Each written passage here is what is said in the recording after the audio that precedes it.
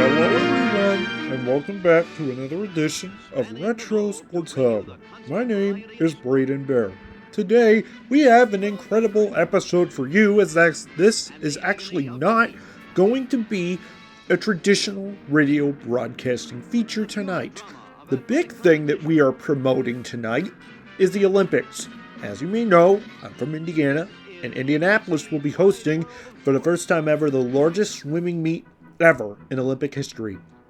That got me thinking as I was planning for the weekly Retro Sports Hub, which there's another one coming out next week, and dozens of other ones that will be coming out throughout the Olympics that are coming up in the next 2 months, including the EuroLeagues pretty soon. I thought to myself, you know what, wouldn't it be amazing if I actually found some old archival footage of some kind of broadcast from the Olympics of some sort? Unfortunately, I wasn't able to find any on the radio, but I was able to find some partial broadcasts on TV. This is the Retro Sports Hub, and this might be one of our shortest episodes yet, as we include footage from the 1992 Olympic Games back in Barcelona, Spain. We couldn't find any in the 80s or the 70s or even the 60s, because most of those footages were involving a lot of short, beaten clips. And now, I found something I think people would legitimately like, which is a report from the Olympics. We couldn't find any, however, from the swimming trials or swimming meets, but we are able to find one film footage back in 1992 of the U.S. Olympic swimming trials and of the U.S. Olympic swimming in the Olympics.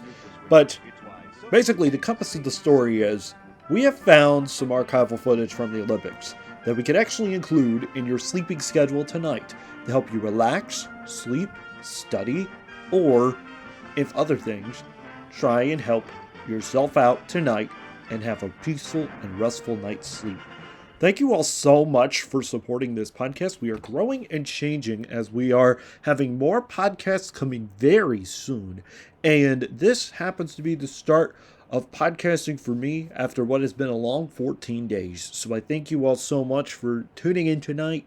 Please make sure to follow us on anywhere you get your podcasts, including Substack.com, where the majority of the podcasts are, Spotify, Apple Music, or wherever you get your podcasts from, and actually listen to us. Sit back, relax, and enjoy your night tonight as we're going back to 1992, this time with some vintage commercials.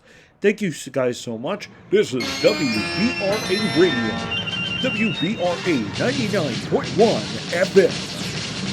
The current time is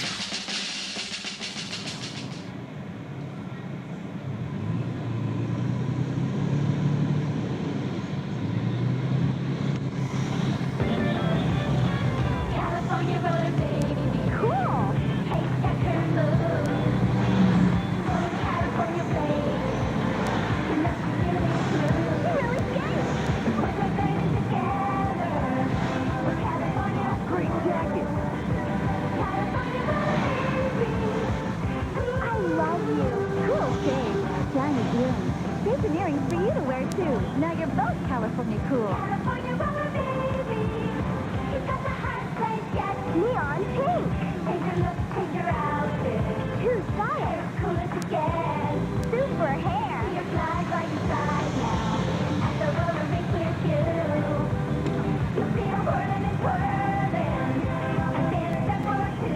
Sweet sparkle. California roller baby. So California cool. California roller baby has two great looks. Bouquets and earrings are for you. Batteries not included. This one's from Kansas, where we met that nice couple from Sri Lanka. This is from Ohio, where we learned to dance the lambada. This one's from Mississippi, where Gigi Golubin's mother lives. Right now, only at Burger King, when you buy a delicious flame-broiled Whopper, medium fries, and a medium Coke Classic, we'll give you this unique textured Coca-Cola glass absolutely free. Ellis showed them the one from New York. No, the sophisticated one. Free Coca-Cola glass with a Whopper, fries, and a Coke Classic. Two of the NFL's toughest teams collide. The New Orleans Saints battle the Chicago Bears in a preseason special next Monday night on ABC Sports. His secret desire is to try out for the LA Lakers. But this 6'5" leaper with the red flat top plans to spend his summer digging for gold again. Can Steve Timmons lead the U.S. volleyball team to an unprecedented third consecutive gold medal? Steve Timmons, one to watch this summer on NBC. Away they go, 200 metres butterfly final. New Zealand has never won a gold medal on its own at swimming. They've had 3 bronze medals. And away goes the field with Melvin Stewart already showing out. That's him there with the goggles on. And the breathing to the side is distinctive. Loda has given him half a body length already. So it's a big, fast start by Mel Stewart. But Loda comes home real quick. But the question is, can he stay with him in the first part of the race? At the halfway point, 200 metres butterfly final. Mel Stewart takes them through in 55.32. The New Zealander Loda went through in third place. Mel Stewart is the man who's hot. He's under his own world record pace, and the world record is 155.69. But look at the little New Zealander in the second place, the 17-year-old, all the way from Dunedin. He's in second place, heading for a silver. You see him there, but it's Stewart. He's now breathing in, looking where Loda is. Loda is in second. He's challenging, but he's swimming very strongly. I don't think they can get him. The silver medal's within his grasp. He's swimming like a person possessed. The feet are up. He'd have to be unlucky to lose from here. Roberts, Stewart, and Loda does take the silver medal. And silver medalist representing New Zealand. Segundo, medalla de plata, representando a Nueva Zelanda, Daniel Joseph Lundberg.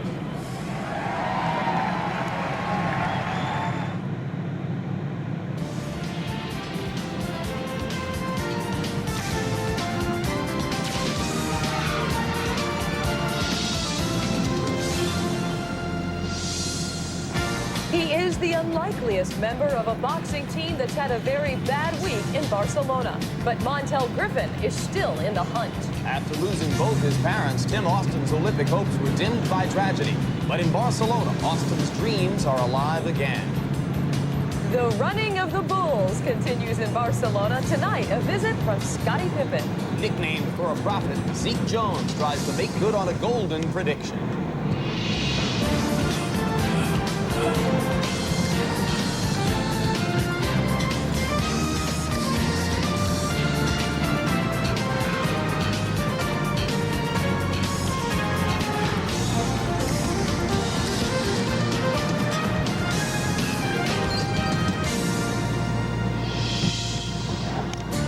Tibidabo, Barcelona's highest landmark, shines after midnight on this second Tuesday of the games of the 25th Olympiad. The mountain topped by a church, fronted by the rides and arcades of an amusement park. Hello, I'm Jim Lampley. And I'm Hannah Storm. And we welcome you back to our own Olympic amusement park, Barcelona. This was a rest day in track and field today. They begin again tomorrow at the Olympic Stadium with Dave Johnson in the decathlon. And we will have the other half of the Dan and Dave tandem. Dan O'Brien will join us later for a look ahead to the decathlon. Also today, the United States women's volleyball team advanced to the semifinals, beating the Netherlands. But we begin tonight with boxing, where the controversial computer scoring system has already knocked two-time world champion Eric Griffin out of the Olympics. The bad news for the United States continued today. Two more American boxers losing, Larry Donald and Raul Marquez going out in the quarterfinals. Marquez on a hotly debated computer decision. The computerized scoring system, making its debut here, has spawned a whole new series of obvious competitive injustices. They just keep tweaking with the sport, but still in the Olympics, controversy in the boxing ring. Oscar De La Hoya and Chris Bird, however, did manage to move into the semifinals yesterday, and fighting tonight, Montel Griffin and Tim Austin. Griffin facing Germany's world champion, Torsten Mai. With the start of the second round, here are Bob Trumpy and Al Bernstein. There is one of the judges at ringside. Underneath his left finger, I think, is a red button. Underneath his right finger is a blue button. And I'm not sure anything is working. We have a 0-0 score to start the second round. And in fact, that was Keith Dodsey, the judge that was suspended, came back, scored the Griffin fight 5-8. And guess what? He's still judging, isn't he? This is his kind of fight. He loves this. No score. These are light heavyweights. Winner here advances to the medal round. Montel Griffin at 5 feet 7 inches tall, facing a fighter who is 6 feet 1. The weight level here, 178, cautioned by the Argentinian. to Griffin for hitting with the forearm. Beasley, Reese heard what Joe Bird said to Montel Griffin. What do you got, Beasley? Well, he told him that he was going to have to win this fight on the inside. Don't stand out there and box with him. He said, jump on the inside, tie him up if you get in trouble, and when you come loose, come out swing. Mine takes a 1-0 lead. And that left that they counted was not even close to being as good a punch as 6 or 7 jabs that he had landed or that Griffin landed in the first round. And they gave Griffin a right hand that was nowhere near as good as ones he landed in the first round. And guess what? We'll take it, right? Sure, it's obvious. They're a lot less selective in the second round than they are the first round. That's absolutely true. And we've seen that in a number of bouts. There's an uppercut on the inside by Griffin, and you'll never get credit for an uppercut. Montel Griffin's dad, Clarence Griffin, a great boxing figure in Chicago that I knew. He had the Windy City Gym, formerly the Johnny Coulon Gym.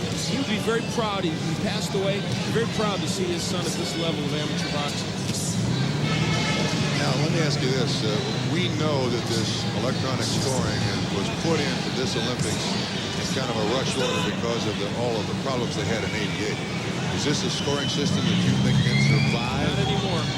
And this exhibition is shameful. This is why it can't survive. This and the fight in which Raul Marquez lost are examples of how shameful the quality of judging is. That first round should have been 6-6 maybe for Mai and for Griffin. Both men were penalized. That's an interesting move, Griffin turning lefty, and he can do that, and I think that'd be a very interesting ploy. Yes, and it's working. He's a former left-hander. He is left-handed. Has great power in his left, but fights on the right-hand side.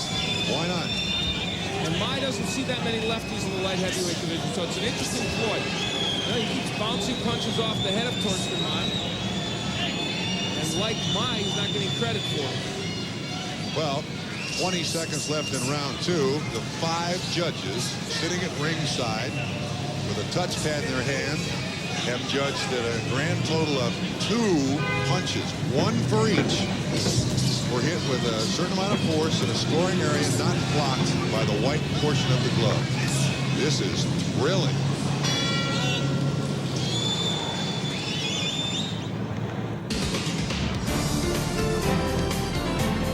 The games of the 25th Olympiad are brought to you by Miller Sharps, the crisp, refreshing taste of beer anytime.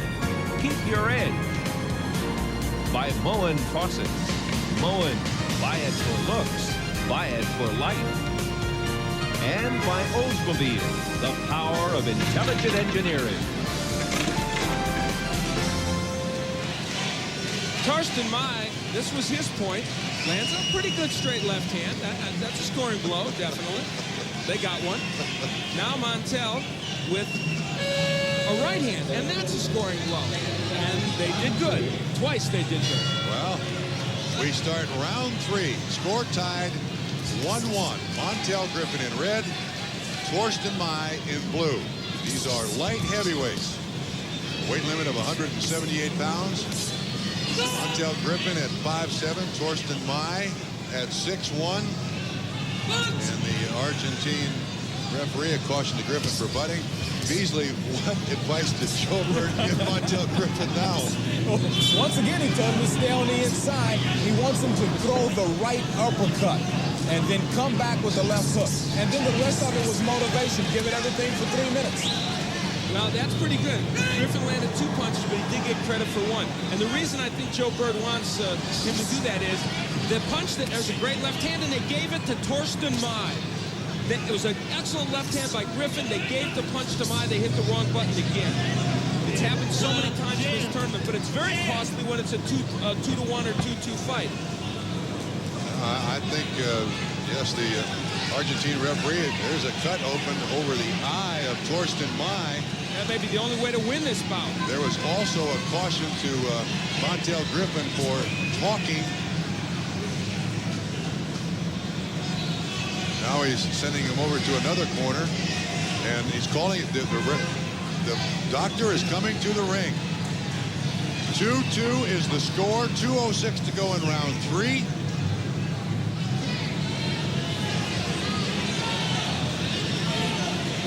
Referees and doctors in amateur boxing really protect the fight. Oh, that's a nasty cut. I don't think this fight's going to continue. 2:06 to go in the third period. I'm not sure where that doctor is from. It would be surprising if they're going to let it continue. No. They are going to let it continue. I don't believe this. Oh, my. Wait a minute, that's on reputation. Torsten Mai is the reigning world amateur champion. That is on reputation. We've seen him stop fights with a lot less of a cut than that. And there's the left hand by Montel Griffin. It doesn't get there. It gets there, but it doesn't get the point. Again, the left and the right for Griffin. A left hook, and nothing moves in the scoreboard. And I'll tell you something, this is becoming a shameful exhibition on the part of the officials. Not just this fight, but there's been several tonight.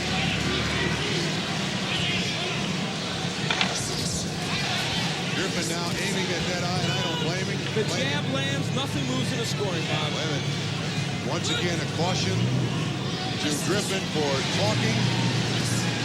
3-2 Griffin. 1:20 to go. Blood dripping down the eye of Torsten Mai. The referee should stop this, check it with a piece of gauze, clean it out, call the doctor again. Their number one consideration is points taken away from Montel Griffin for a headbutt. That is absurd. Blood dripping. That'll make this fight for Mai. Blood dripping from the eye of Torsten Mai. They do not want Montel Griffin to win this bout. The doctor is sitting at ringside. He's not getting out of the chair. But is running down the face now of Torsten Mai. The referee is doing nothing. 45 seconds to go. This is more shameful than the Eric Griffin situation. In any other situation, they would bring the boxer over and have the doctor look at the cut again. Griffin has landed repeated shots. He did not headbutt Torsten Mai. He has stayed on the outside, and he still gets 3 points added. There's nothing Griffin can do to win this bout. They won't let him win. The doctor keeps sitting at ringside looking at the clock. He is looking at the clock constantly. This is shameful. There is no question about that whatsoever. That's a caution to Mai for holding. Torsten Mai is ranked 1 in the world, and they have decided they want him to win this Olympic gold medal, or at least they want him to win this bout. Let me tell you. Where's the point? Finally, a point for Montel Griffin. It's not going to be enough.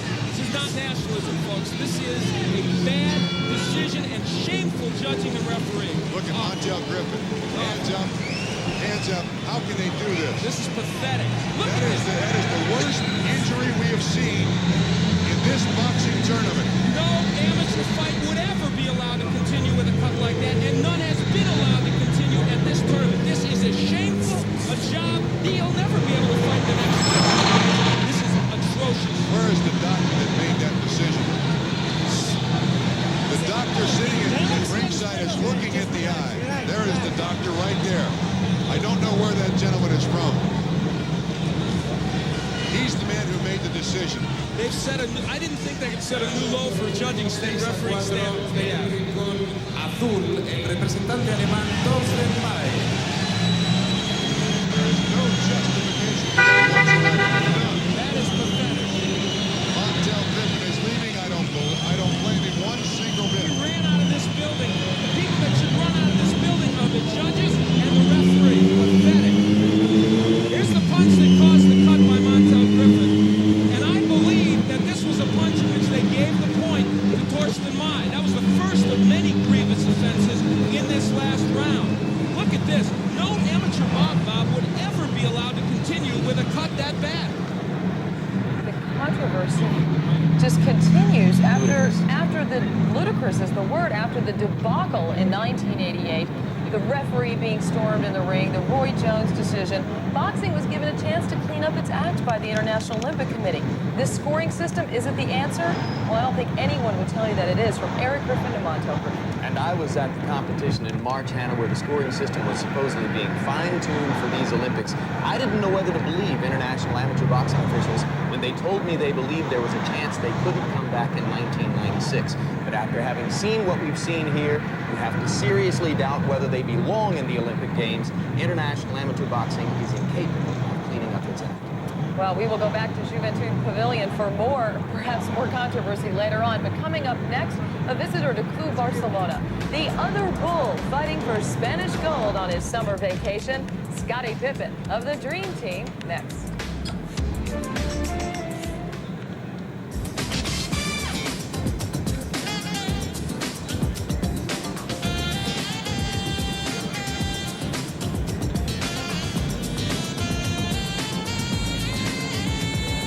Bringing you back inside Club Barcelona just for a brief visit, Bob Trumpy and company are working on a follow-up to the obviously fraudulent non-stoppage of Griffin Mai, and we'll go back to Badalona for that.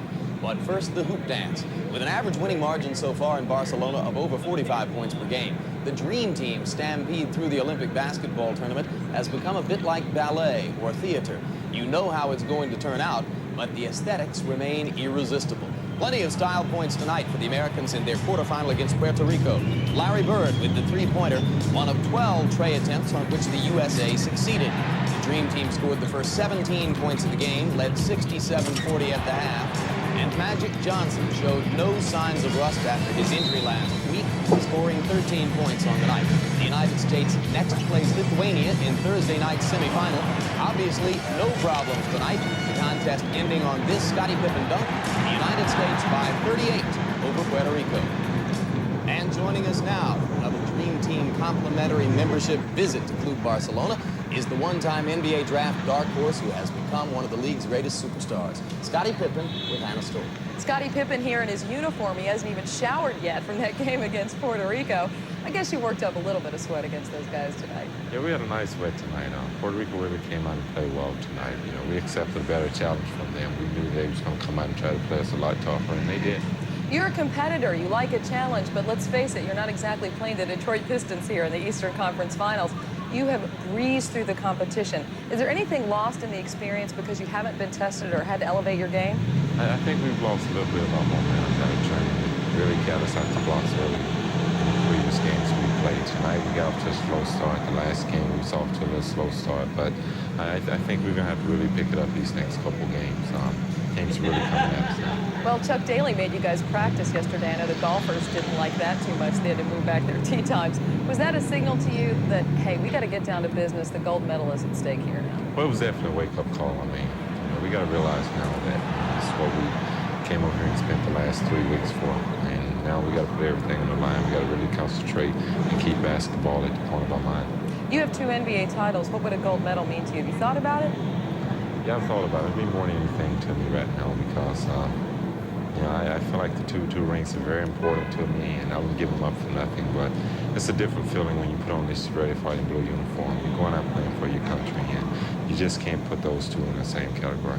And what a unique experience you've had here. I mean, you played in a couple of All-Star games. You've had a chance to sort of get to know some of the other superstars in the league, but just for a short period of time. Now you've been eating and living with these guys for 3 weeks. Well, it's just been great. It's always great. You know, you go out and spend a weekend with them on All-Star weekend, but it's totally different now. I mean, we've spent the last month together, and it's pretty much everybody knows everyone. We can joke, we can kid around. We seem like we've been teammates for a while. Speaking of kidding around, I know you've been taking some ribbing from Sir Charles, who says and claims that you look like the official Olympic mascot, Kobe. Now, Scottie, I don't see the resemblance here. Where does this come from? That was the name that I gave Charles last summer when he was over here on the Nike tour. And when we came back this time, he was able to beat me out the box. He was giving me the name now. Maybe it's something in the nose. I don't know. I don't know what it is. I don't know. I got to take a better look at Kobe. You guys have been taking some, not ribbing, but some serious criticism, too, from other people. There was a flap about who was going to stand in what sort of uniform when you guys, if and when you guys do receive your gold medal.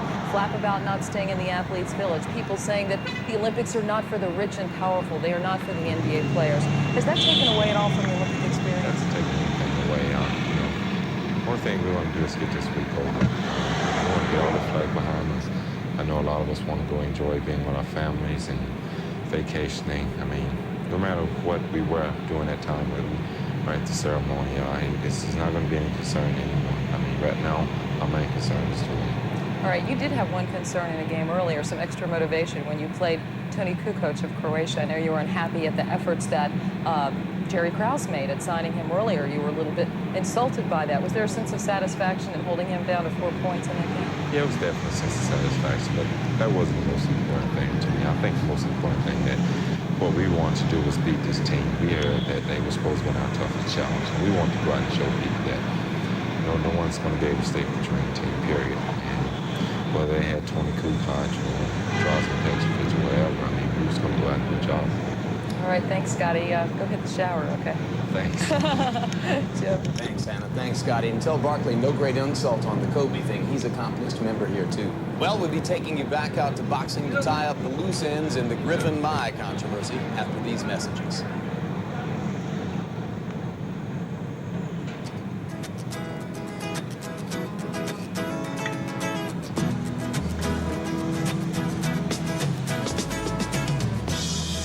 Back to Club Barcelona. The blood is still boiling at the boxing ring, and we're ready to go back. That's right. Bob Trumpy and Al Bernstein are ringside in Barcelona with more on the Montel Griffin controversy. Back in Barcelona with the fallout of the Griffin-Mai fight, if you're looking at the face of Torsten Mai, he won his fight this evening despite a nasty cut. He is the reigning world amateur champion at the light heavyweight division. The injury occurred in the third round, with the score tied, a left hand delivered by Montel Griffin. Now, isn't the referee's #1 responsibility to protect the fighter at all times? Isn't the doctor at ringside supposed to use extraordinary care in judging the severity of an injury? Is the losing coach entitled to fairness? Beasley Reese asked Joe Bird.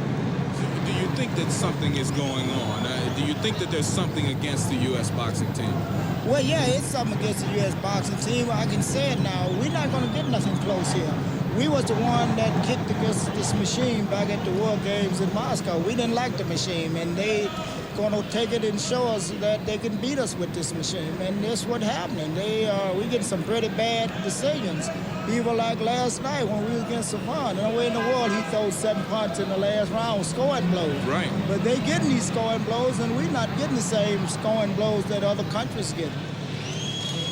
In the opinion of the ringside doctor, is this a minor cut? Beasley is with the Cuban physician in charge. Dr. Oscar Ramirez, do you see the shot that we have on television here? Yes. Now, talk to me about when a fight should be stopped. Was that cut bad enough for the fight to be stopped? Well, when referee called me in the third round, the boxer from Germany has a little cut about 1 centimeter. Right. Under the head coach, the head guard. Okay. And then when we make compression, the bleeding stopped. I'm not sure. I can't to say if after the coke will be more biggest, but in this moment, 1 centimeter and the bleeding stopped with the compression. Understand, in amateur boxing, the referee is all powerful. He can intercede at any time. The man in blue is cut over the right eye. Is this referee's attention focused on the injured fighter? Is he closely monitoring the right eye of the man in blue? What does the deputy medical chairman of Boxing's International Federation think about this referee's judgment? As I evaluated what happened, I would have thought that the referee would have brought the athlete back for a second check. I am certain in my own mind, knowing Dr. Ramirez, that had the referee done that, asked for a second check, that at that time Dr. Ramirez would have seen the cut was enlarged, which is one thing we look for, and there was more bleeding. He probably then would have stopped it himself. So, what do you tell Montel Griffin? He beat you fair and square. The cut was minor. Your Olympic dream is over. Beasley's whip is shaking the fight. Montel, when you saw Thorsten taking over to see the doctor, you saw the cut. Were you thinking that the fight would be stopped? Yeah, I mean, I looked at his eye. He had an inch-long gash on the top of his eye. I thought it was over. You know, it took a long time. Now, what did you yell out? Did you yell out something that would upset? I saw the cut. I was like, yeah. I just kind of excited. So you didn't say anything directly to the referee or to Thorsten? I was. I'm forgetting. You know, I kind of excited. I was going to tell the ref, but I got kind of excited. I looked and I said, yeah. And then, you know, the referee saw, you know, the referee thought it was up under his eye because I seen him wipe. I saw the cut over the top of his eye, hit him with a jab. He was coming in. I saw the cut. I saw the blood when it first came out of the eye. Okay, now what about the accusation that you were butting him? You were trying to hit him with your head. Look, he's 6'5". I'm 5'7". I'm standing straight up. I wasn't bending my head or nothing. My coach told me get right in his chest and throw uppercuts. Try to land. I was trying to throw roundhouse hooks, uppercuts. That's the first fight out of about 20 fights. But it took a point in the last round. I can't believe it.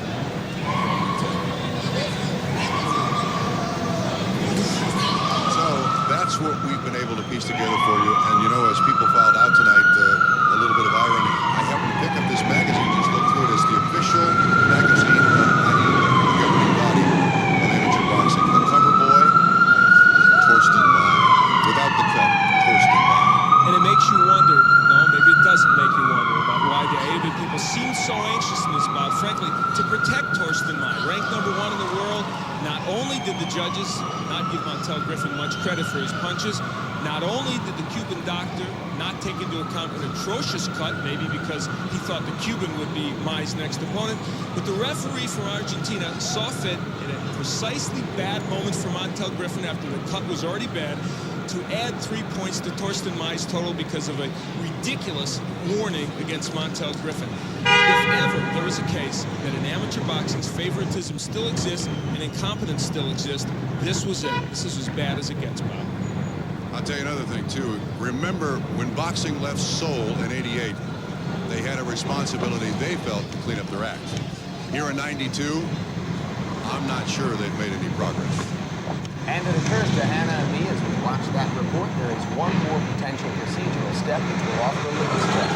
Will Torsten Mai be eligible to fight in his next fight, or will there be a medical disqualification? If Torsten Mai is medically disqualified, then there is no question that this was an injustice. Certainly, unless you think the Americans are simply whining about the scoring system because they're having a bad tournament, that is not the case. We must point out that other boxers are also being victimized by the scoring system, and certainly Montel Griffin victimized by a lot more than that tonight. Now on to a different sport, wrestling, and those score sheets in Barcelona list this man as Larry Lee Jones. By any name, the score sheets confirm that Zeke Jones is on a roll.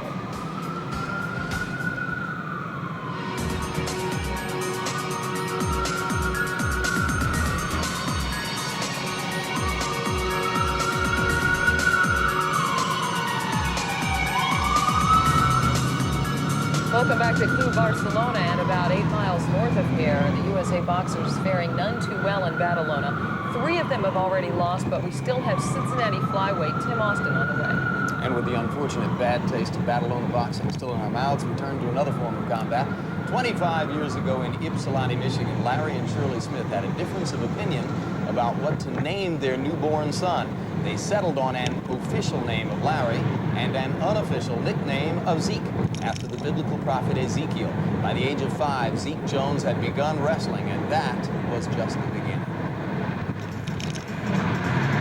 When you step out, there's nothing on the outside of that circle. Everything is just black, it's non-existent. In Zeke Jones's mind, there are just 2 men and the mat.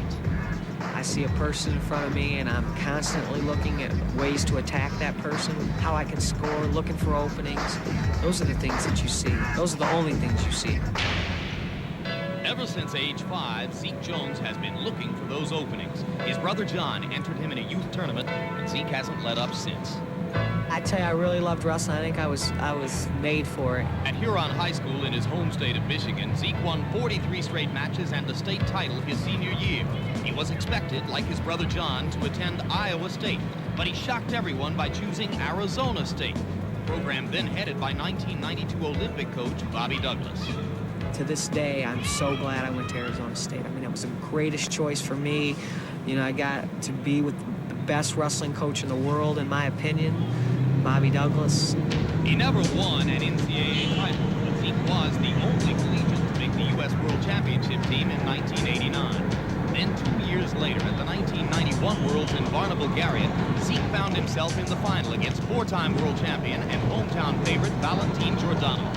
Zeke trailed with less than a minute to go. Incredibly, he turned Jordanov 3 times and won his first world title. No one was happier than Zeke Jones that day, unless it was Bobby Douglas. emotional event because I saw a guy's dream come true. Zeke Jones lives and trains in the mountains of Pennsylvania, where he is assistant coach for wrestling power Bloomsburg University. Hand fake. Zeke, getting close. In his spare time, Jones teaches at a local wrestling clinic. Now, yeah, see, now you got a lot more power. Only 5 feet 4 inches tall and 114 pounds, he looks at times like just another one of the kids. But for Zeke Jones, there will be no kidding around here in Barcelona. Zeke is one of 5 American freestyle wrestlers who are regarded as having strong chances to medal here. Now, I hope I didn't jinx him the way we did the boxers. I don't think it was your fault as far as the boxing goes, but indeed, as you pointed out, this is considered by many to be our best freestyle wrestling team ever. And this is our first late night look at freestyle wrestling in these games. We send it out to Russ Hellickson and Jeff Blatnick, now at the Olympic Wrestling Pavilion. What a great young man, and when he was 9 years old, Zeke Jones set goals of being a champion wrestler and an Olympian. 10 years later, his mother Shirley hung that essay on the family Christmas tree. And now at 25, Zeke Jones was living his childhood dream, and his friends were there to share the moments.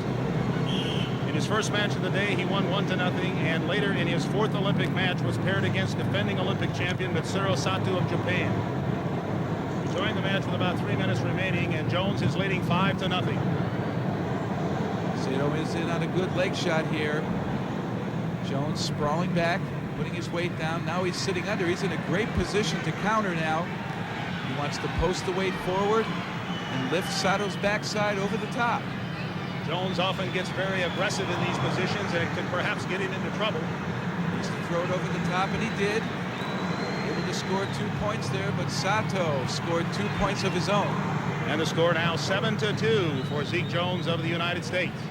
And again, Sato attacked Jones, trying an inside roll, using his foot to elevate Jones, but Jones again able to counter, putting Japanese wrestler onto his back.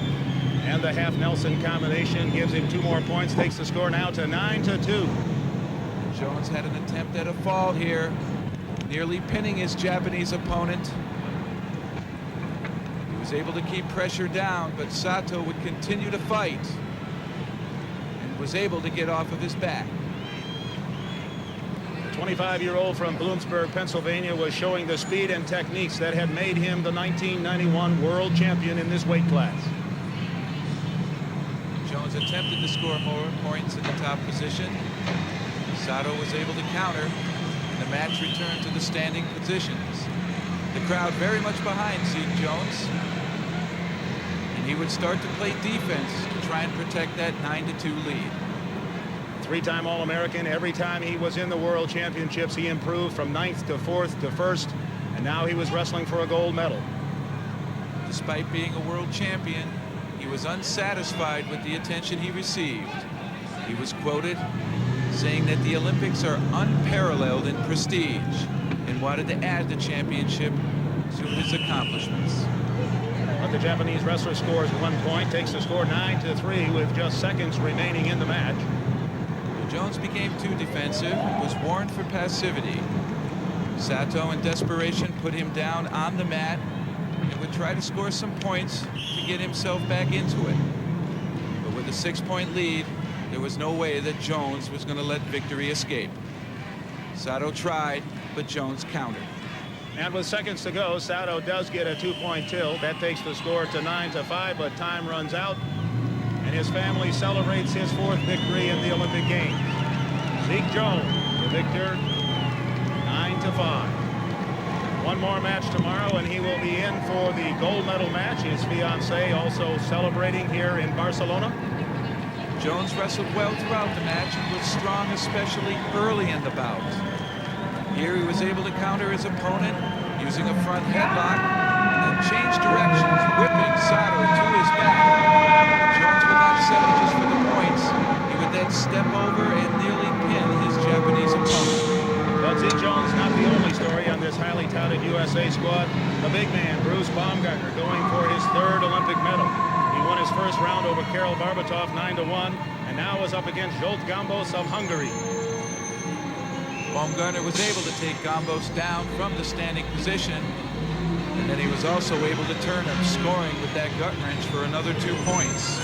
Baumgartner has already made history, setting the American record for world and Olympic medals with 8. But he'd like to make more history, to become the first American ever to win 3 Olympic medals. And Baumgartner dominated on his feet, as he has done throughout world and Olympic competition. The 31-year-old from Cambridge Springs, the adulation of his wife cheering him on, won the match 9-0. Also a factor on this USA team, Kenny Mundy, defending Olympic champion from 1988, but he had a tough time in his match. Monday was held scoreless, but showing the grit that won him the '88 championships, he came back and won it late. But the day belonged to Zeke Jones, America's little hero, undefeated at 4-0 and still on his way to the Olympic gold. The arena at Olympic Wrestling Pavilion abuzz, anticipation. Tomorrow, John Smith, the United States Sullivan Award winner, 5-time World Olympic champion, starts his wrestling. Still to come, 20 years ago, the shadow of terror forever changed the Olympics and forever changed this woman's life.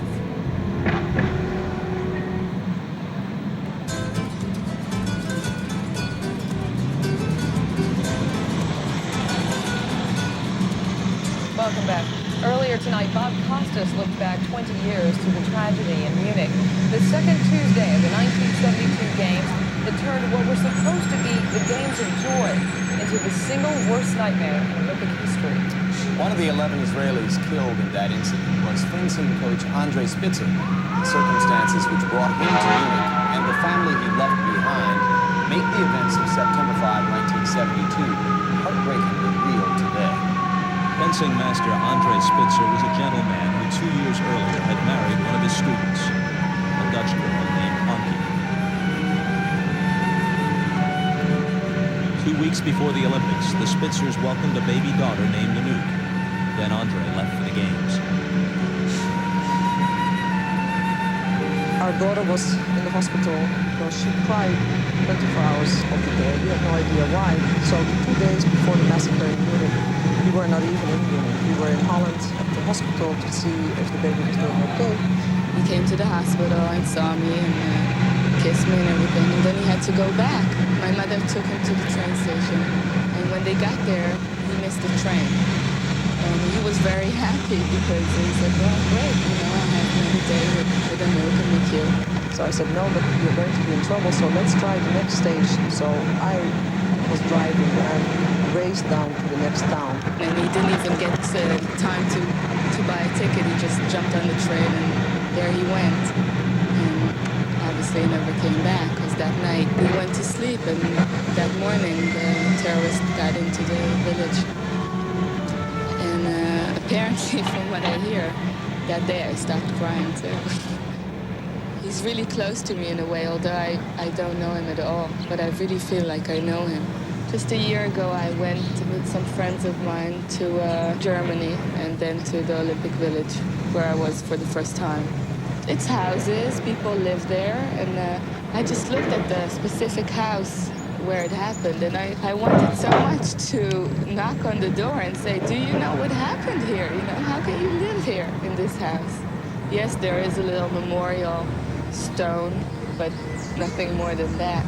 The biggest thing of my life happened here, and nobody knows. Joining us now in our late night studio is the now 20-year-old daughter Andre Spitzer left behind. Anouk Spitzer, we welcome you here with the understanding that you have come to Barcelona to see for yourself the Olympic Games. You went to the opening ceremony and have been here ever since. What did you hope and expect to find here? Well, first of all, I came for 2 reasons. The first reason was to see the atmosphere my father was in 20 years ago, to understand better how he felt like and what it meant for him being here. And the second reason, and the strong reason to come here, was to show the world that I'm here, and here I am, and maybe 11 athletes were killed 20 years ago, but it's not over yet. Because I'm here in the Olympic Stadium, and look, you know, it goes on. Do you feel closer to your father in a way, having been here and experienced the Olympics and knowing that this was such an important part of his life, and now that you sort of know what it's all about? Definitely. All my life has been like a big puzzle. Every time I get another piece. And I've been to Munich, that was a very big piece. And now being in the Olympics has been another very big piece for me to understand better, you know, how it is like. What are all the people talking about? There was considerable controversy 20 years ago, and there is still controversy today about the decision of the International Olympic Committee to resume the Munich Games after the death of your father and 10 other Israelis. Having been here, do you have a strong feeling one way or the other about that? Yes, I still think that it's terrible that the games went on. The idea is very nice, but how can the games go on? 11 people were murdered. I mean, my mother was there the day of the ceremony, the day after the murder, and she was walking to the stadium where they held the ceremony. And on the sides of the street, there were people, you know, training and stretching and preparing themselves for the 100-meter run or whatever. And I can't imagine, you know, how it must have felt like. You know, who cares about making a record? Who cares? It's meaningless. 11 people were killed. Since you have been here, you have been talking to so many people in the media and other people about what happened to your father. Has that helped you find any peace in a way that people remember your father and that they view this as important? Well, first of all, I have a feeling that they don't remember, because 20 years later, there's still no moment of silence for those athletes who died. There has been a moment of silence at a ceremony which the Israeli Olympic team held in one of the hotels. And there I said it too, I think it's terrible that they don't have a minute of silence for those boys, because they weren't only Israelis, and that's what the world wants to see. It's an Israeli problem, and let them deal with it. But those were 11 athletes, and I think the world of sport can stand a moment of silence for those. So you will communicate directly with the IOC about that? What were your emotions when you saw the Israeli delegation here and when you see them? Well, I was sitting in the opening ceremony, and I have to say there were mixed emotions, because from the one hand, I was feeling so proud and so happy to sit there and to be there. And I knew my father would be proud of me that I was there. But I was sitting there, and I was watching the Israeli team marching in. And all I could think about that 20 years ago, my father marched there too, the same way. And there are so many what-ifs about what happened to your father 20 years ago. If he hadn't gotten on the train, if he had been in apartment 2 instead of apartment 1 or 3, if the Germans had been better prepared at the airport, how do you avoid, or can you avoid, being haunted by the what-ifs? No, you can't, and we're very busy with this issue. I think we'll never have peace until we know the truth, until we'll know what happened in Munich. 20 years after Munich, we still don't know what happened there. And I think it's about time that somebody will tell us, because I have a right to know how my father died, who killed him. Not that it will bring him back, but I think somebody has to take the responsibility, because so many mistakes did happen in Munich. And it's very easy to say, oh, the terrorists, they killed your father, and we killed them, and now it's over. But it's not, because the Germans made so many mistakes, and I think Munich 72 could have a different ending. Anouk Spitzer, thank you very much for sharing your story with us. Thank you. We'll be back with more right after this.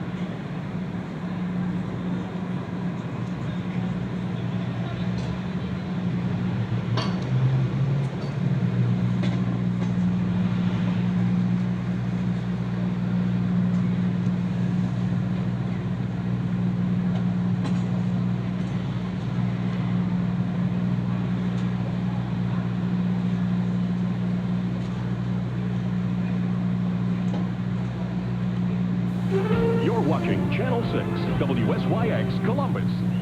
And now, Charlene Brown, Mike Clark, weather with Wendy Craver, and Clark Donnelly on sports.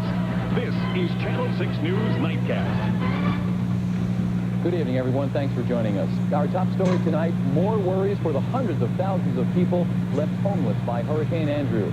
Infection and disease now of prime concern in South Florida.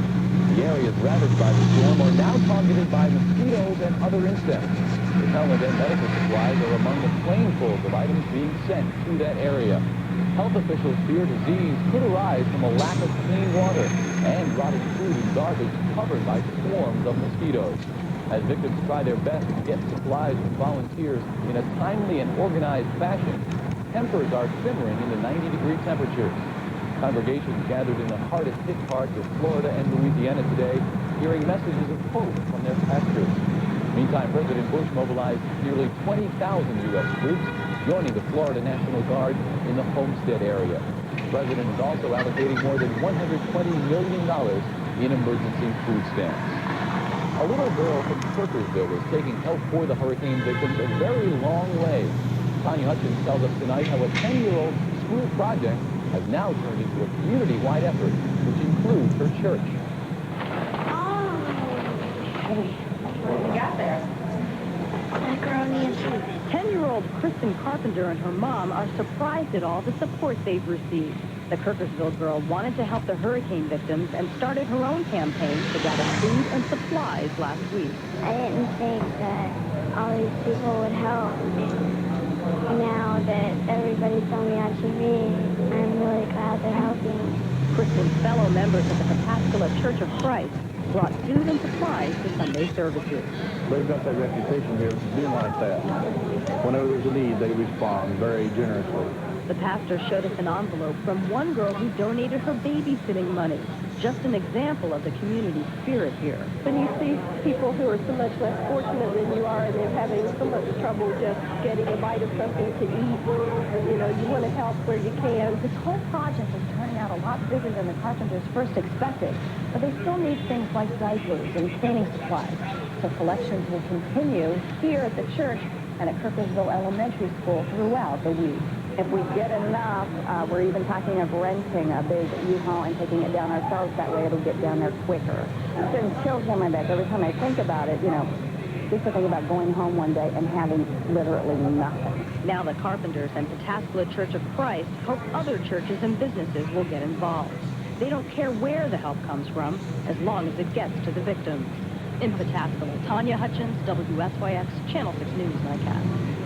And the relief effort continues in Delaware County, where churchgoers help collect supplies that will be sent to the hurricane victims.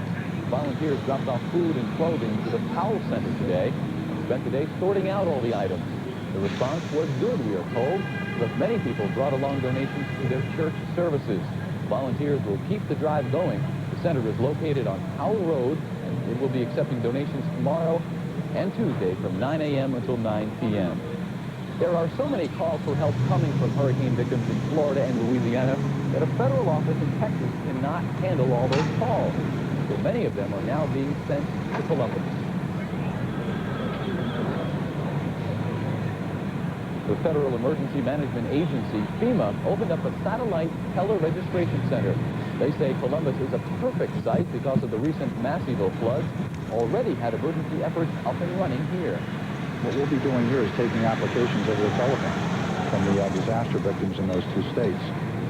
And from that, we'll do verification on damage and provide disaster assistance in the way of grant assistance or loans to those people to help them rebuild from the hurricane. Federal workers set up 150 phone lines on the west side in just 72 hours.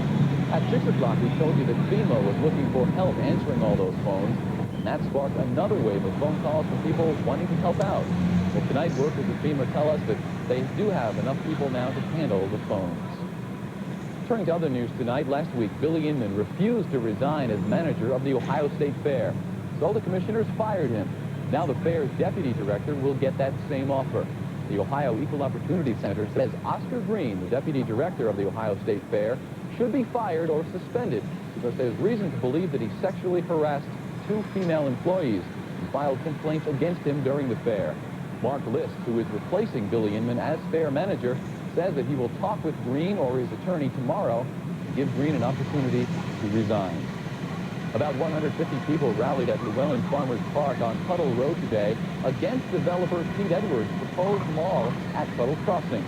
Edwards says he was told to stay away today, even though he offered to be available for questions.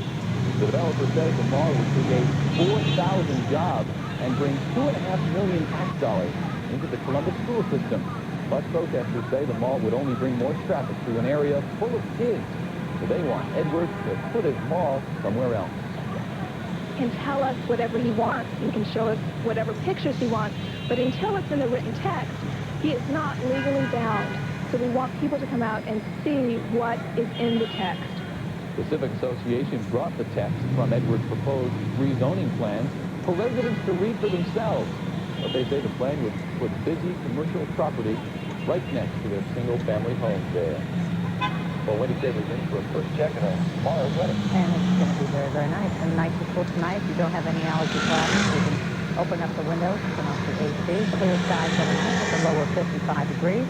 50s and 60s as you head to work tomorrow morning and under partly cloudy skies. And it should be a partly cloudy afternoon with a high temperature of only 75 degrees. Wow. So a little bit of autumn tomorrow. Well, thank you very much. We'll see you in a bit. Well, coming up next on Channel 6 News Nightcast, a bloody 10-day standoff finally ends in Idaho. Plus, they're accused of attacking Asian families here in Columbus. Police now need your help to find them.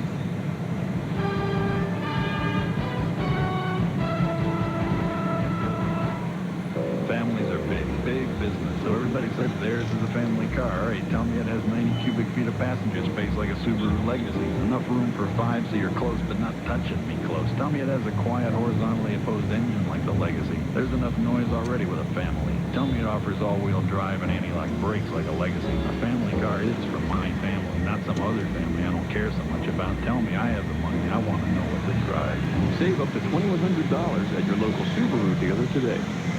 Save at least 50% and more on everything in this television spot at Sharp & Steve. Like famous Baker floor and table lamps, not $60 to $100, only $29.99 and $39.99. Luxurious Chariot velour bath towel ensembles from Cannon Royal Family, not $3 to $8, only 99 cents to $2.99. And famous Maker corrugated storage accessories and garment bags, not $2 to $12, only 99 cents to $4.99. Don't miss the gigantic 50% off sale at all Sharp & Steve's Value City department stores.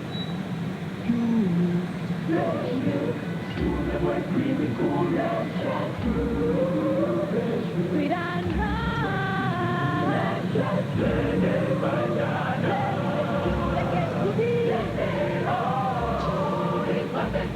Experience a creamy blended yogurt as only Dannon can do it.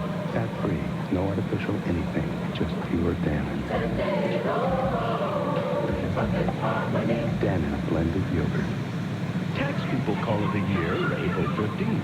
School kids call it a year around June 1st. Everyone else calls it a year December 31st. But your Better Buick dealers are calling it a year right now. Get model year-end clearance savings, plus 3.9% GMAC financing for a full 48 months on Buick, the American car line known for trouble-free driving.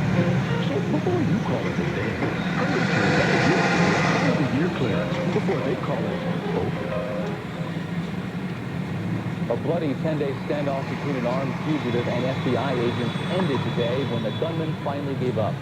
Randy Weaver, a white supremacist wanted on federal weapons charges, surrendered to authorities today. 9 days ago, Weaver locked himself, his family, and a friend in a mountaintop cabin in Idaho. Last week, Weaver's wife and son were killed in a shootout with agents.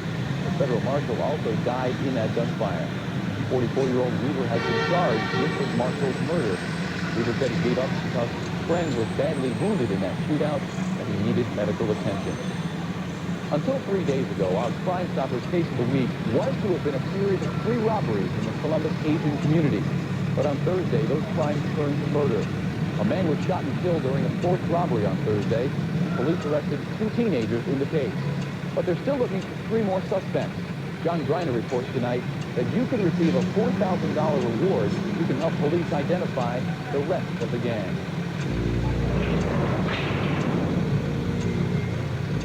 They're called home invasions. In the middle of the night, gangs of young Asian men break into homes of Asian Americans, terrorize the families, and steal cash and valuables. There have been 4 such break-ins in Columbus the last month. During the 4th, last Thursday, the thieves shot and killed 56-year-old Jack Long. The homes that were hit belong to Asian American businessmen who own grocery stores or restaurants and were known to keep large amounts of money in their homes because they distrust financial institutions. And detectives say they have another inherent prejudice that may work to the advantage of the thieves. Police often have trouble getting information from victims or witnesses. Sometimes it's a feedback from the culture where they don't trust the government or the police. They feel like they're military or can't be trusted. You can call the Crime Stoppers hotline without giving your name and still be eligible to collect a reward. Any information that we could get, we would appreciate it. We would like some phone calls, and we'd keep our names and information confidential. Police arrested 2 members of the Asian gang. They're looking for at least 3 more. The Chinese American Association of Central Ohio is offering an additional $3,000 reward for a total of $4,000 if you can help find the killers. If you have any information, call the Crime Stoppers hotline at 645-TIPS. That's 645-8477. John Greiner, WSYX Channel 6 News Crime Stoppers. And John reports that a 3rd member of the Asian gang has been identified. He is known as Yan Rong Mei, a 19-year-old previously arrested in Cleveland. To claim the full $4,000 reward for this case, you must call Crime Stoppers by September the 9th. Democratic candidate Bill Clinton has joined the race for president on the airwaves. Clinton has released his first television ad, which will begin airing tomorrow here in Ohio and in other key states. Now, it boasts of Clinton's performance concerning jobs and the economy during his years as governor of Arkansas. It tries to counter Republican attacks on Mr. Clinton's record. 27 at the forecast start up your work week when we come back. Plus, Jerry's kids get a big boost today, thanks to the power.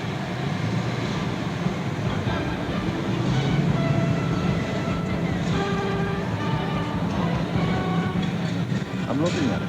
What a great big car. America's best sedan according to Motor. A Consumer's Digest Best Buy. Kipling is named the best in its class and best new car. The 92 Bonneville is going to be a tough act to follow. Now get 3.9% save almost $3,000 in finance charges alone. Bonneville today. Hurry for best selection. You hated me. Dave Gill or Dennis Pontiac. Buy one now. Absolutely. Dear Tuffy, on a trip to the shopping mall, we suddenly heard a loud grinding noise under our car. I stopped at the service place there to have it checked out. Well, they told me the entire brake system needed replacement at a very high price. I told my wife, we're going to Tuffy. The Tuffy mechanic said all I needed were new pads and rotors. The price, less than half. In 1 hour, I had my car back, working great, and a lifetime warranty. Keep up the good work, Tuffy. Daniel Williams.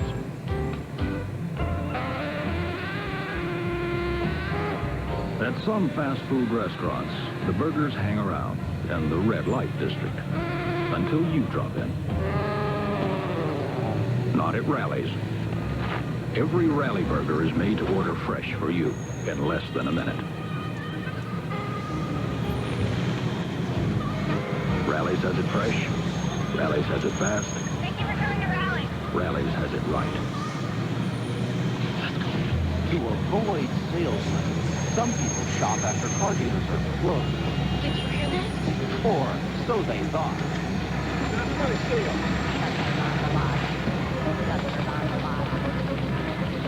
At Reichert Ford, pick up a just looking button. When you're ready for help, one of our friendly salespeople will put the fun back into shopping for a car. There are car dealers. And there's Reichert Ford. We're dealers. Lots of people putting the pedal to the metal in Columbus this Sunday for a good cause. Some grown-up kids took a ride back to their childhood days today, cramming into mini race cars for the Mini Grand Prix at the Dublin Metro Center. 22 men and women from various Central Ohio companies took part in the 40-lap competition. All the money raised in the mini race will provide some big help benefiting the Arthritis Foundation. Meanwhile, these hogs took to the streets around Columbus today to help out Jerry's kids. The 9th annual MDA ride for the Columbus Harley-Davidson Club raised more than $23,000 for this year's Muscular Dystrophy Telethon. Channel 6 will bring to you the Jerry Lewis MDA Labor Day Telethon 1 week from tonight. $23,000. To the back on that. Did a great job on the weather, except for maybe 5 minutes that you do today for you. Well, we thank you nonetheless. Okay. We did have just some brief showers and thunderstorms come through and some hail up around Albany. Real weather up around Delaware County and Union County, but it was brief and good news tomorrow. That's right. Take a look at temperatures around the state as we are in the 60s and 70s. Still a little bit warmer down around the Ohio River at 76 in Portsmouth, 71 in Marietta, again 60s pretty much elsewhere. 60s and 70s around central Ohio, as you can see. Warmest spot down in Chillicothe, 72 degrees. And our coolest spots, 66 in Marion and Marysville at the hour. On our satellite picture, we're seeing clear skies in the northern part of the state and cloud cover as in the southern part of Ohio. So it's acting as a blanket, keeping the southern part of Ohio a little bit warmer at this time. We have a weak cold front that passed through the Buckeye State. We had a thin line of showers that sort of come through central Ohio today. But high pressure will build in, and we'll actually see a little bit of sunshine and some clouds tomorrow. That rain right now along the Ohio-West Virginia border, extending into upstate New York, with fair weather all throughout our region. We'll see overnight lows tonight in the 50s, so a cool night ahead. And we have a cool day tomorrow with daytime highs only in the 70s across the Buckeye State. So we'll for this time of year. Check current readings out of Port Columbus. We're at 68 degrees, but we'll drop into the mid-50s tonight, so a cool night ahead. Relative humidity 76%. Barometers rising, winds around the west at 7 miles per hour. High today 78, low is 58. A little bit below normal for this time of year. Overnight tonight, partly cloudy skies with a low temperature of 55 degrees. And then tomorrow we'll call for partly cloudy skies, high of 75. Sunshine on Tuesday, high of 76. Fair weather all the way through Wednesday, high of 79. And then it looks like we're back to a side of showers and thunderstorms Thursday and Friday. So daytime high 78, 80 degrees, overnight lows right around 60. A little bit of autumn. This is summer. It's still summer. Good check. Autumn tomorrow. Okay, thanks, Wendy. And coming up next in sports, the Reds make the makeup round on the Atlantic Waves. Buck Arnold will show us a day in the life of a ball player stuck in the minor leagues.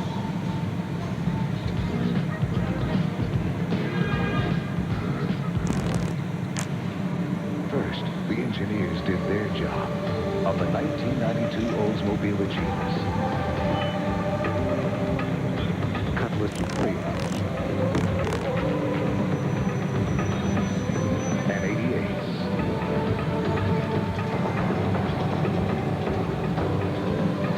Then the accountants went to work. So see your participating Central Ohio Olds dealer today. A Great Expectations moment from Franklin University. Afro-Americans have complained for years that the real story of black history isn't being taken seriously in school systems. So the National Afro-American Museum in Wilberton teamed up with the Junior League of Columbus and the Ohio Historical Society to develop this curriculum guide to black history for elementary and high school. It's being offered to schools all over the country. It's a program that will fulfill a lot of great expectations. Franklin professors don't just bring their practical knowledge and their stuff. And I think that's very valuable because they have worked in the real world. And that's something that I think distinguishes Franklin from other colleges. Don't fool yourself. Business is tough, and you need every advantage. The fact that Bank One consistently hires Franklin University graduates says a lot for the quality of experience. We find Franklin graduates are well prepared for the real world.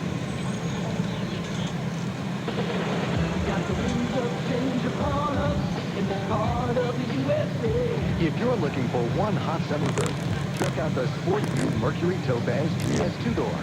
Now lease for just $199 a month for 24 months. Just $199 a month gets you all of these great features. It's one hot summer value you won't want to miss.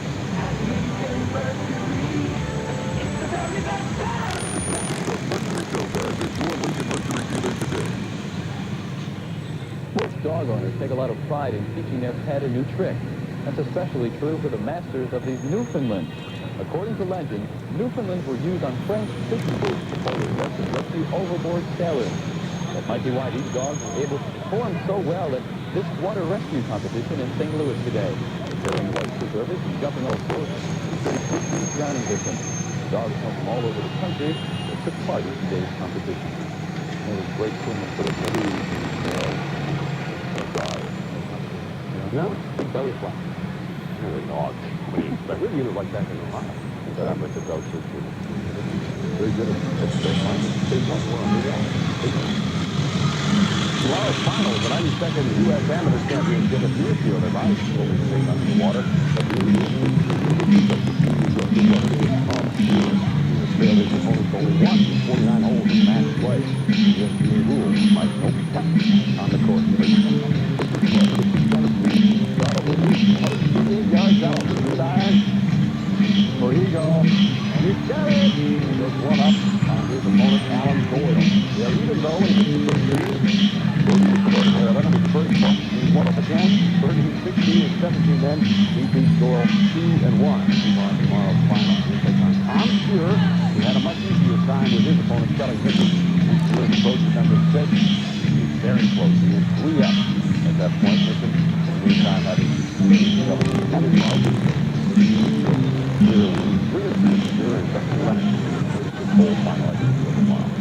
Reds are about to close the gap. Dells and Atlanta for 4 games tonight. The Braves lost earlier in Philadelphia. The Reds have to back to clock night in NBC at Shea Stadium. The Mets will take a 1-0 lead into the 4th. Glenn Bragg's looking good in the 50th. Starting with over the third baseline, scoring Richard Sanders and Barry Larkin. And it's 2-1 Reds. Then in the 6th, Braggs again with the blue barrel box. I got it. The Reds are up 3-1. Then Tim Belcher comes in and retires 23 straight New York Mets batters. He was replaced in the 9th by Bob. Bonilla. Shaw. Home run. A 3-run shot to right center field.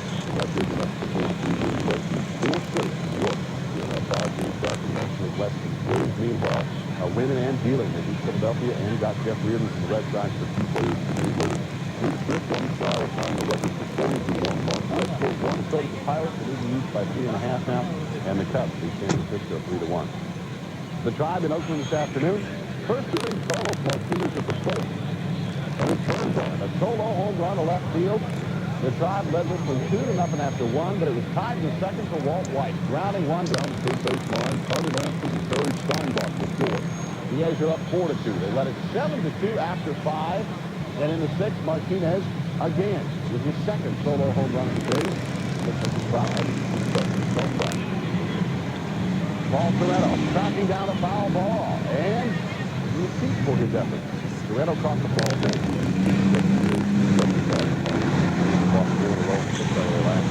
Twins won over the 5th time in 16 games. The Red Sox 4-2 over the Angels in 10. The Orioles stay again behind the East. The Rangers over the White Sox tonight. It's set the club record for wins on the road in a single season.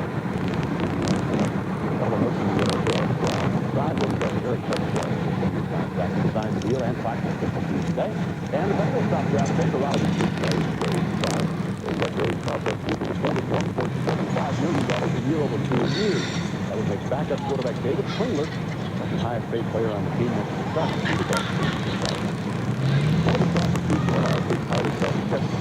Living up the division range, Warren Corey Springer at 6'6", 310 pounds. So impressive in practice, and he was threatening to bump Jason Winrow from his starting right offensive tackle spot. I wasn't dealing with both exactly more competition. Of course, they just come in here right at the very beginning and have been very competitive in terms of being a player at that right tackle position. And I think Jason Winrow realized that he's reacting. I've been doing a lot of things that they want me to do the way they want me to do it. But, you know, in turn, I've been making a lot of mistakes also. But I feel like a lot of confidence. You know, I'm going to put some more confidence in you. You have to do everything, you know, to keep that confidence. Miami still number 1 in the AC college football poll, followed by Washington and Notre Dame. Florida State and Michigan in the top 5. Florida's number 6. Texas A&M, the only top 10 team with a record of any kind, is 7th. Penn State is 8th. Followed by Alabama and Syracuse. Buckeyes move up to 19th, 17th, and our upset by North Carolina State last night in the kickoff classic dropped to 15th, 23rd. Craig Stadler won the field two golf. Players in terms of Knoxville State. One shot at the floor pavement. Colors were racing on the streets of Vancouver, British Columbia. Earlier on, Al Unser Jr. bumps Emerson to the ball.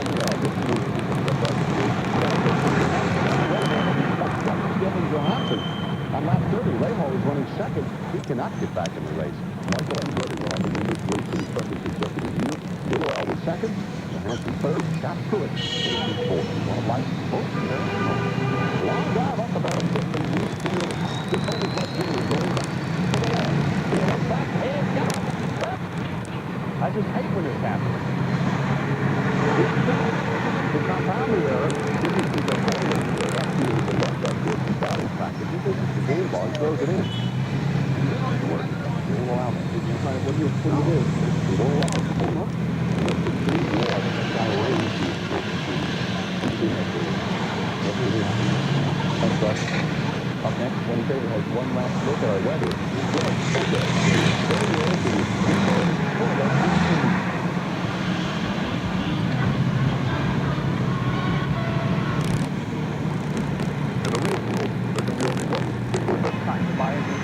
The real thrill, and you're looking at it. It's last call for the 92 Grand Voyagers at your Chrysler Plymouth dealer. Get real incentives, like up to $1,600 in savings on popular family options. The real clearance simply means the best deals of the year. You want real advantages for the real world? You're looking at it. The real model year-end clearance, now at your Chrysler Plymouth dealer.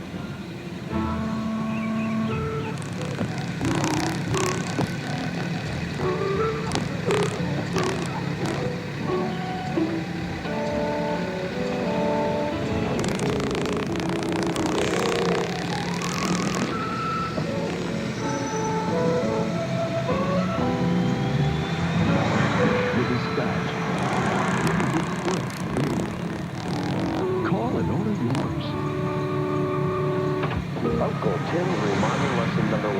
Go to Buildersware. Anything to fix it with that? Easy stuff is fine, huh? Yep. Why don't you go downstairs, ask your mom for some lemonade? Someday you'll tell them about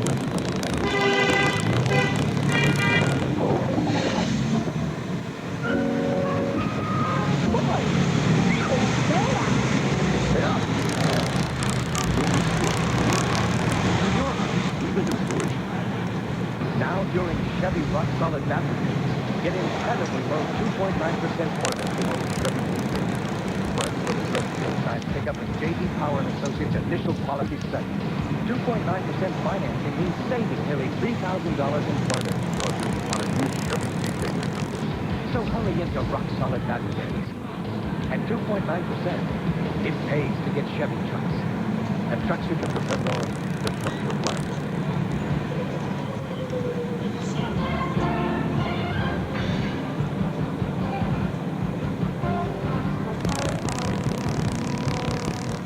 Wendy Craver is now at the West Autumn forecast. That's right. It's going to be a nice day tomorrow. And a nice night tonight. Partly cloudy skies, low of 55.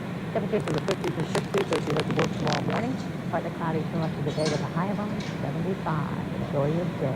Okay, we will. Thanks, Wendy. And finally tonight, there's a bit of sadness in forecast tonight. This year's Zucchini Fest is now over. It wrapped up today with visitors getting to see some zucchini in all shapes and sizes.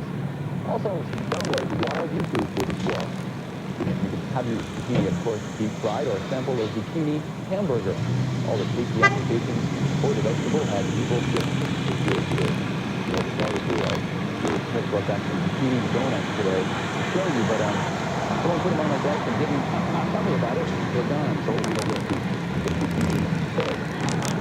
you want to Thank you. Well, Donnelly, this is for you. It's okay for my complexion. We'll see you tomorrow. Have a good night.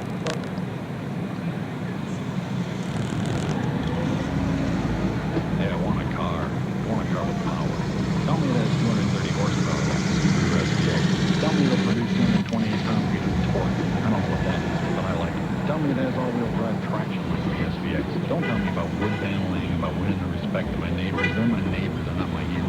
Tell me it's won a trazillion awards like the SPX.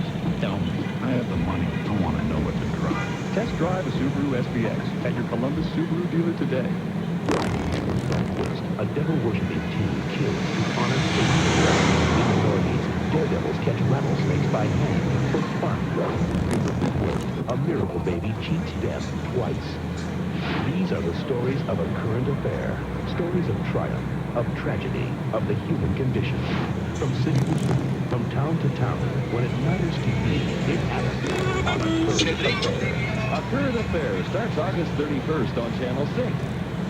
From science show, doesn't go on, but the future does, plus all the glamorous identities on the next entertainment night. Monday at 7:30 on Channel 6.